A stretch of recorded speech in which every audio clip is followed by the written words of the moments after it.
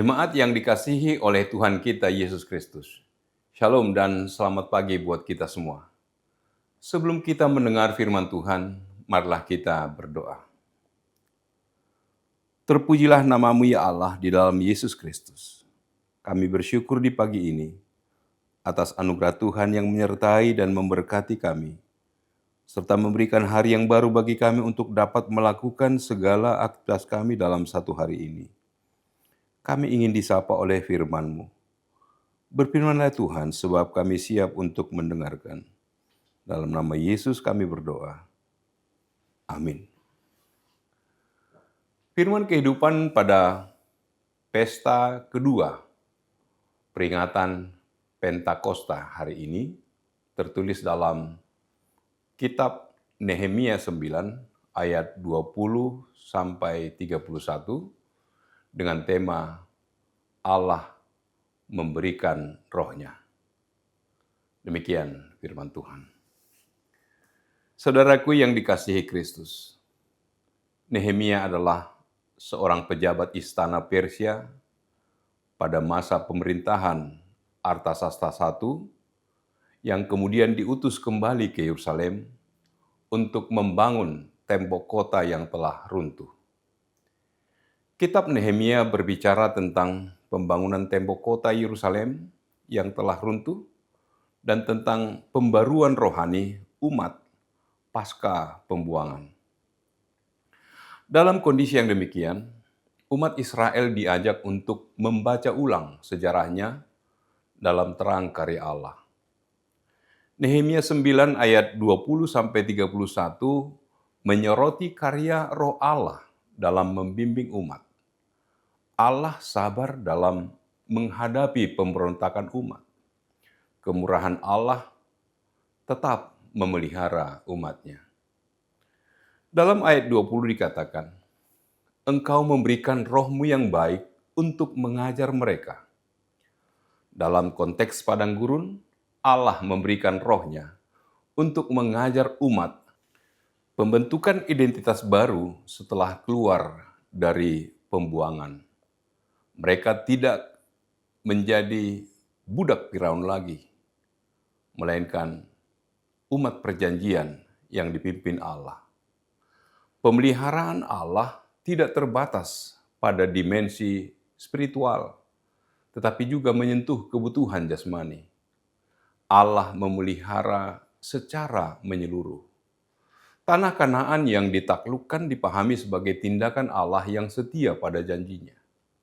Keberhasilan umat Israel bersumber pada anugerah Allah, bukan pada kemampuan militer atau politik.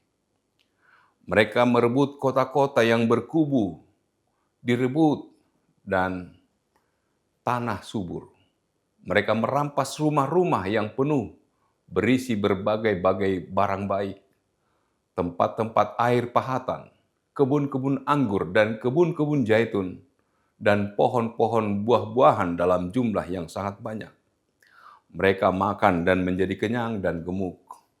Mereka hidup mewah karena kebaikan-Mu yang besar. Dalam situasi yang demikian, mereka mendurhaka dan memberontak terhadap Allah.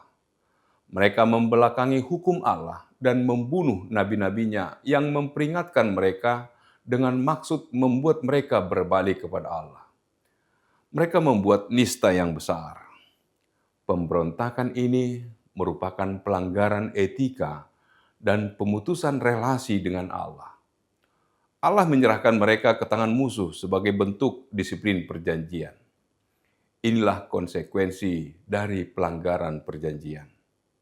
Pada waktu kesusahan mereka berteriak, dan Allah mendengar dari langit dan mengirim orang yang menyelamatkan mereka dari tangan lawan mereka.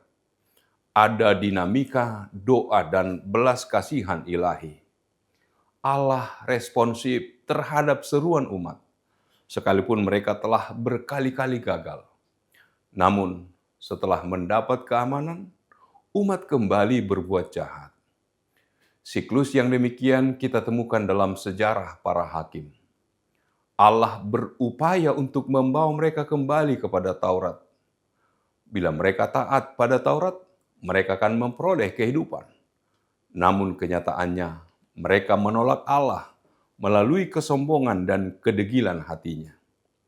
Meskipun demikian, Allah bersabar bertahun-tahun lamanya dan bersaksi terhadap mereka dengan rohnya melalui perantaraan nabi-nabinya. Menolak nabi berarti menolak roh Allah. Kesabaran Allah menunjukkan bahwa penghakiman bukan tindakan tergesa-gesa, melainkan langkah terakhir setelah peringatan yang terus-menerus diabaikan. Karena kasih sayangnya yang besar, Allah tidak memusnahkan mereka sama sekali dan tidak meninggalkan mereka. Allah memberikan rohnya untuk mengajar dan menuntun umatnya. Sejak di padang gurun, roh Allah telah bekerja membentuk identitas dan iman umat perjanjian. Saat ini, roh Allah tetap membimbing kepada kebenaran dan memampukan kita untuk memahami firman-Nya. Kelimpahan dan kenyamanan dapat menjadi titik rawan bagi kehidupan kerohanian kita. Sejarah Israel mencatat bahwa di saat umatnya menikmati berkat, mereka melupakan Allah. Allah memberikan rohnya sebagai tanda kesetiaan yang tidak pernah berhenti. Apa yang dinyatakan dalam sejarah Israel dulu, kita temukan dalam peristiwa Pentakosta. Roh yang dahulu mengajar dan menegur, kini dicurahkan untuk membaharui hati dan membentuk gereja. Kita diingatkan bahwa gereja hidup bukan oleh kekuatan manusia, melainkan karena Allah terus memberikan rohnya yang menghidupkan, menuntun kepada pertobatan, dan meneguhkan dalam kesetiaan. Amin. Marilah kita berdoa. Bapa di surga, terima kasih Tuhan.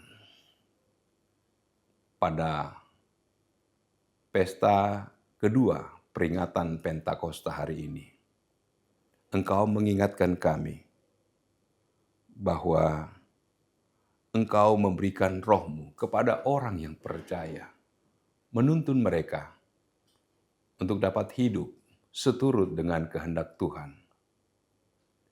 Biarlah kami dalam mempercayai firman-Mu yang menyapa kami pada saat ini, menjadi kekuatan bagi kami untuk dapat melihat bahwa Allah melalui rohnya senantiasa menuntun umat yang percaya dimanapun berada. Tuntunlah kami Tuhan dalam setiap aktivitas kami, dalam semua pekerjaan kami. Biarlah Tuhan yang tetap menyertai memberkati. Terpujilah nama-Mu. Dalam nama Yesus kami berdoa dan mengucap syukur. Amin. Anugerah dari Tuhan kita Yesus Kristus, kasih setia dari Allah Bapa serta persekutuan dengan Roh Kudus, kiranya menyertai kamu sekalian. Amin.